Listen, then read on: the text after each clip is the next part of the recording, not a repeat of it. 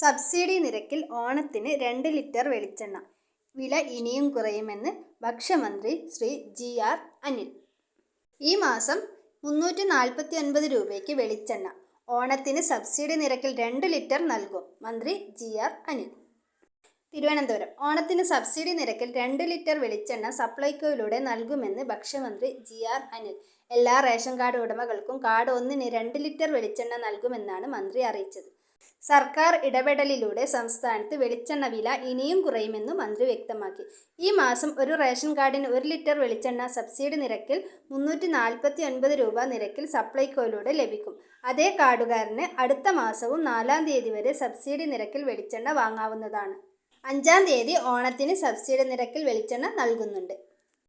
ഇതുപ്രകാരം ഓണത്തിന് ഒരു കാർഡുകാരന് സബ്സിഡി നിരക്കിൽ 2 ലിറ്റർ വെളിച്ചെണ്ണ ലഭിക്കുന്ന സ്ഥിതിയുണ്ടാകും.